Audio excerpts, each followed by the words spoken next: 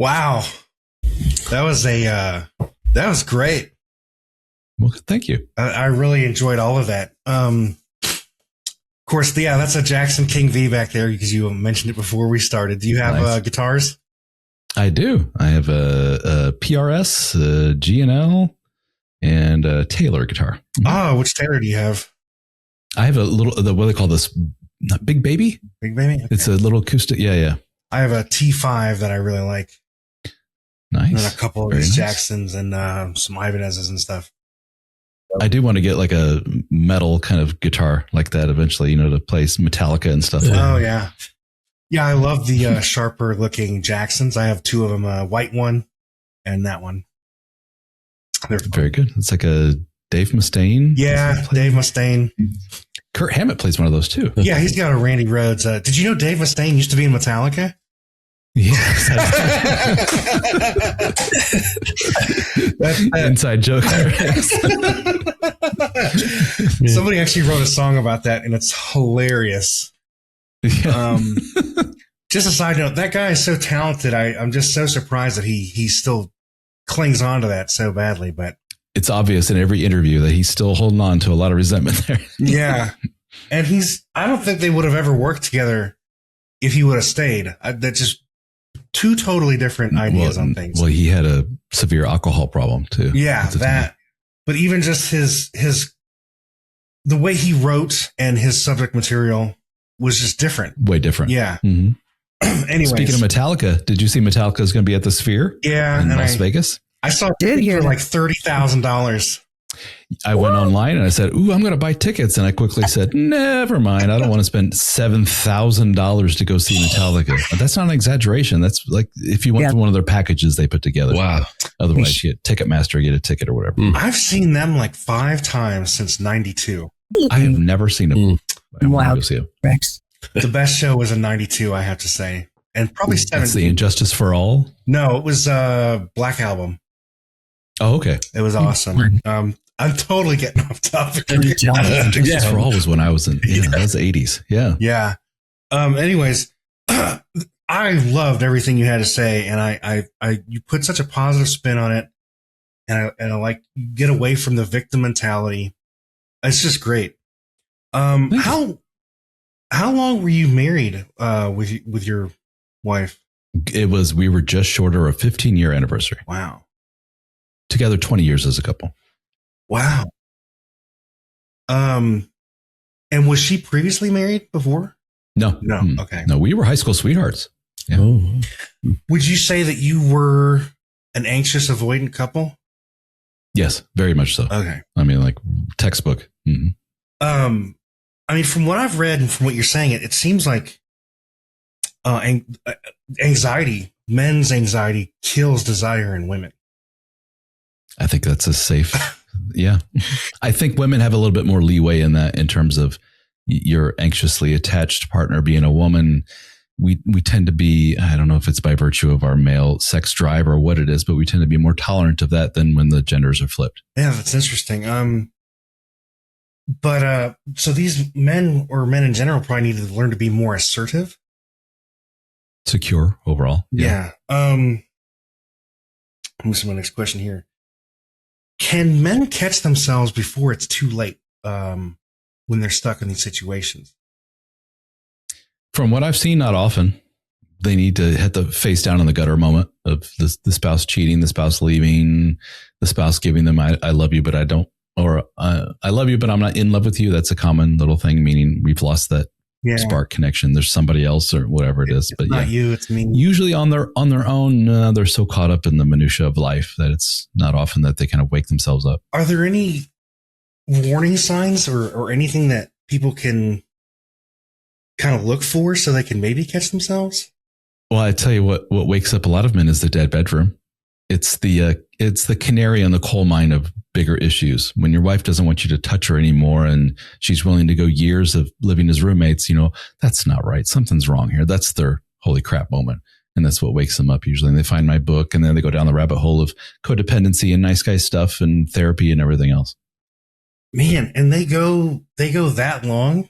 Like years? Oh, dude. Yeah, decades. I would go insane after a week. Yeah.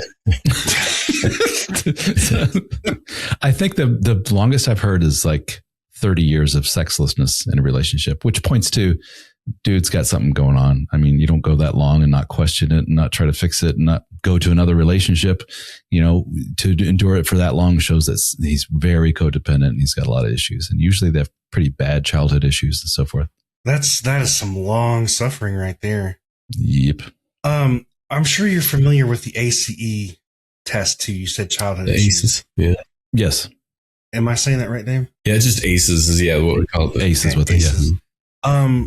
Does that ever come up in any of the groups or the things you offer men to? The men that I work with are very well versed in all this stuff. So because they've read every book, they've watched every YouTube video, listened to every podcast. I probably will say your podcast, and I'll probably have a dozen guys go, "Oh yeah, I know that one." So they become.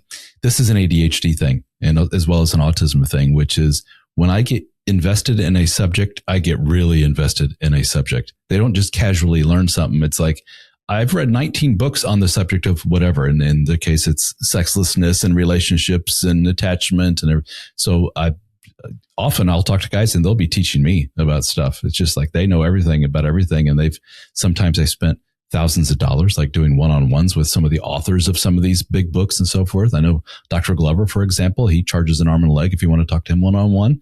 And I've talked to a lot of guys who have spoken to him and others in our world. Who comes to Tony Robbins? Mm-hmm. Sure. Yeah. He's got some interesting stuff. You're talking about groups, and I have to agree that I think a lot of men are told to stuff their emotions, and then we don't learn to connect with other guys. Or you get you get made fun of for trying to have relationships. And I like how you mentioned, like, you should probably question your relationships if you're coming to your friends and they're like, "Oh, I don't know, that's kind of weird, dude." Mm-hmm. And I have to agree with that.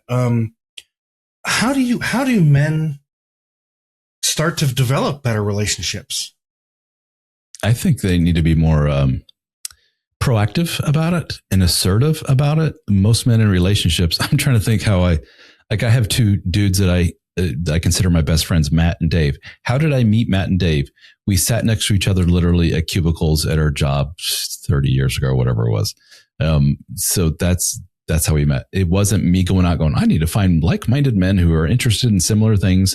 But if you're a guy who's now post-divorce, 40, 50-some-year-old, that's the kind of assertiveness you have. What am I interested in?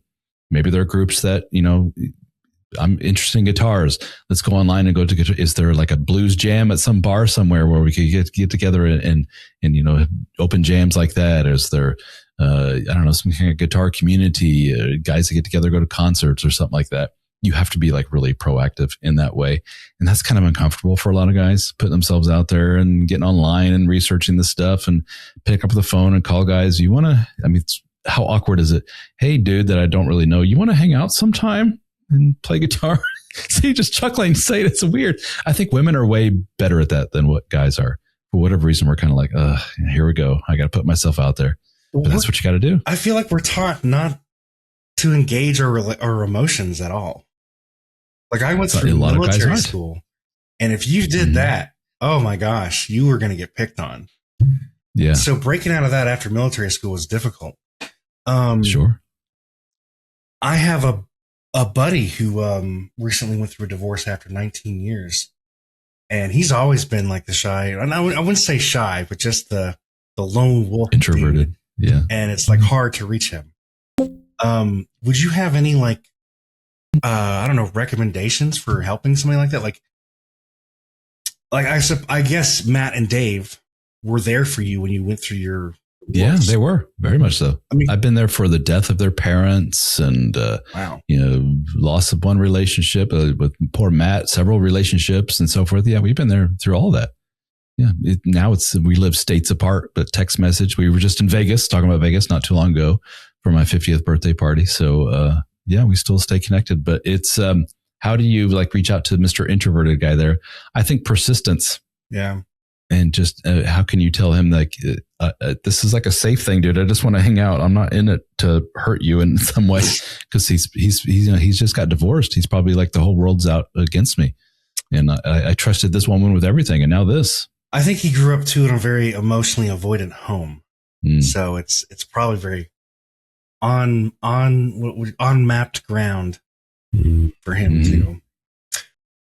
What? Oh, okay. She dropped out. Oh, now she's gone. Okay. Let me just ask these questions. What do husbands often misunderstand about their wives' needs? I think a lot of guys look at things from a male point of view, which is she doesn't seem to place a great deal of importance, it seems, on sex between us two, which means she must be getting it elsewhere. It sounds silly, but that's the mind frame of a lot of guys. Since she seems to be so okay with not having any kind of physical anything, and I, as the dude, it's like the forefront of my mind almost 24/7, and it's not for her. Ooh, she must be outsourcing it. That's the only thing that makes sense here. Or she must be taking care of business herself. I don't think a lot of guys realize, especially after the children enter the picture, just how much the mind frame of your typical mom and wife changes. And she needs to forcibly kind of set brain space aside for that aspect of the relationship. A lot of women do, not all. But so your Mr. Anxious just jumps right to the worst case scenario. That's what I see a lot of guys assume. Yeah, why don't you think about sex as much as I do? What's wrong with you? That's basically it. Yeah. And what do wives sometimes misunderstand about their husband's needs? I think that the men only want the old in and out and be done. Most men that I speak to, the first thing they talk about, and I get emotional when talking about this, I miss just that walking in the door and she says, "How was your day, handsome?" I miss this sitting on the couch next to each other and she just used to lay on me and put her head on my chest and we'd watch TV. I mean, it's that we're just so distant, and so all that connecting is gone. And then, of course, down the line, then the sex disappears and everything else that goes with it. And they just miss all those little sweet moments. Okay, I could have a million more questions, but I'm going to limit it to 2, and then we'll cut it. If you could give every married couple one piece of advice about intimacy, what would it be?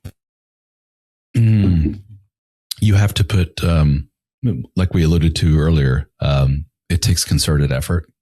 And that's okay. That doesn't point to your marriage as failed, because it takes concerted effort, because you have to schedule the date nights and the bedroom activity, and you have to forcibly schedule around the kids or put the kids to grandma and grandpa. That doesn't point to a failure of your relationship. That points to welcome to being human beings in a long-term relationship.